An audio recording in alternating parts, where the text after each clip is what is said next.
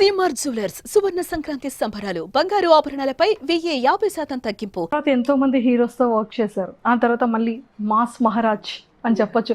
రవితేజ గారు అంటే ఒక జనాలకి ఒక natural star, down to earth person. అంటే ఒక ఫిలిం వాల్యూ తెలుసు, ఒక యాక్టర్ వాల్యూ తెలుసు, ఒక ఆర్టిస్ట్ వాల్యూ తెలుసు. ఇంత కూడా అతనికి ఒక అహంకారం లేదు. రవితేజ గారు అంటేనే ఎంతోమంది ఫ్యాన్స్కి గూస్ బంప్స్ వస్తాయి.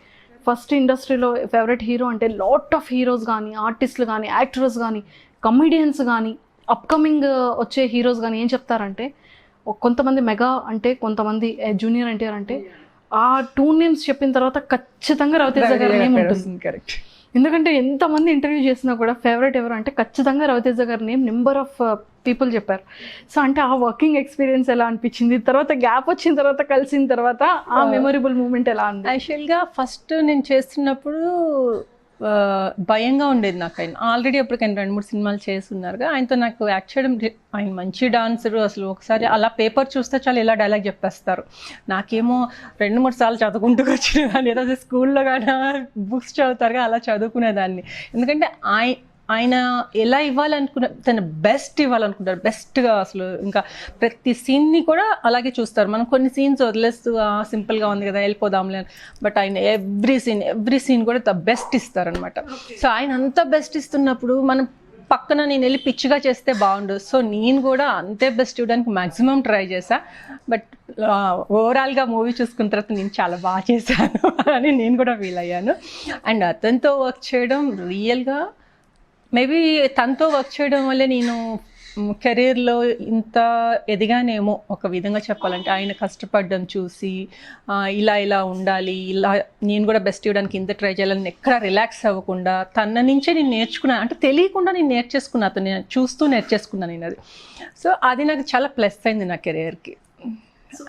ఆ తర్వాత నేను మ్యారేజ్ చేసుకుని వెళ్ళిపోయాను. మళ్ళీ రీఎంట్రీలో ఏదైతే తను రాజా ది గ్రేట్ లాస్ట్ టైం చెప్పినట్టు రాజా ది గ్రేట్ షూట్లో నేను వెళ్ళి కలిసాను తన్ని. అప్పుడు ఎలా అయితే నాతో మనీ మనీ మనీ అని సరదాగా మాట్లాడేవాళ్ళు, సేమ్ అలాగే మాట్లాడారు. ఎటువంటి చేంజ్ లేదు. అందుకే అందరూ అంటారు ఇప్పుడు అహంకారం లేదు, ఏం రాలేదని అందుకే అన్నారు. అది నిజం కదా. సో అలా బిహేవ్ కొత్తలో ఉన్నప్పుడు ఇప్పుడు స్టార్డమ్ వచ్చి అన్నీ సెటిల్ అయిపోయింది.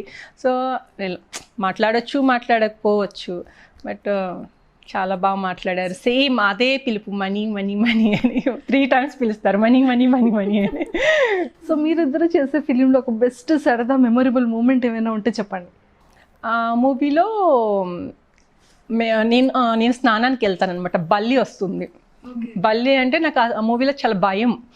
నేను స్నానానికి వెళ్ళి స్నానం చేస్తుంటే బల్లి వస్తే బాగా అరిస్తే అరవడానికి వెళ్ళి నేను యాక్చువల్లీ ఇలా అరవాలి, పెద్దగా ఛాన్స్ తోటి పెద్దగా అరవాలి. ఆయన వస్తారు ఏమైంది అని చెప్పి వస్తే బల్లి అని చెప్తే ఇంత పర్సనాలిటీ పెట్టిన ఒక ఆఫ్టర్ ఆల్ బల్లి చూసి భయపడుతున్నామంటే మళ్ళీ అది చిన్నగా ఇట్లా కళ్ళేసుకొని చూస్తుంటుంది అనమాట. కళ్ళేసుకొని చూస్తుంటే అని కౌగలించుకుంటే ఇద్దరం పడిపోయాము. నేను గట్టిగా వెళ్ళిపోయి ఆయన మీద పడిపోయాను, ఆయన పడిపోయారు. నువ్వు నిజంగా భయపడ్డావా అని అడిగారు. అదొక ఫన్నీగా జరిగింది. అదొక సో ఫన్నీయెస్ట్ అంటే best memorable moment. So super. మళ్ళీ మొన్న కూడా అదే విషయం మేము గుర్తు చేసుకున్నాం కూడా కలిసినప్పుడు.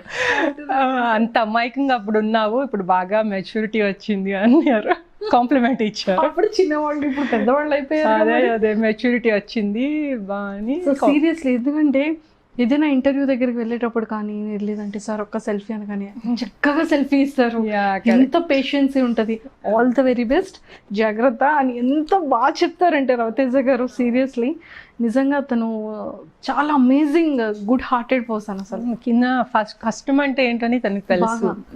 సో నేనింతే ఫిలిం తర్వాత జనాలందరూ కూడా అతన్ని బాగా హార్ట్ లో పెట్టేసుకున్నారు. నేనింతే ఈడియట్ ఫిలిం ఇప్పటికీ అంటారు, ఏంటి డీజీపీ కూతుర్లకే పడతారా, మా లాంటి వాళ్ళకి పడరా అని. ఇప్పటికీ ట్రెండీ డైలాగ్ అతను. ఎప్పటికీ ఒక్కొక్క ఫిలింలో ఒక్కొక్క డిఫరెంట్ ఇది ఉంచుకుంటారు. అవును. సో దట్ ఈస్ అదే చెప్పాను కదా, నేను బెస్ట్ ఇవ్వాలని ట్రై చేస్తారు ఆయన. నాకు తెలిసి రేపు పొద్దున ఏం జరుగుతుంది ఆ సీన్స్ తెలుసుకొని ఏమన్నా ఇది హోంవర్క్ చేస్తారేమో అనిపిస్తుంది. ఆయన వచ్చి సెట్కి వచ్చి యాక్ట్ చేస్తుంటే ఆటోమేటిక్గా అంత ఫాస్ట్గా రాదు, ఎన్ని రకాలుగా ట్రై చేసుకొని అట్లా బెస్ట్ ఇస్తారేమో అని నా ఇది. బట్ రియల్గా తను చేస్తుంటే అలాగే ఆయన్ని చూస్తూ ఉండాలనిపిస్తుంది.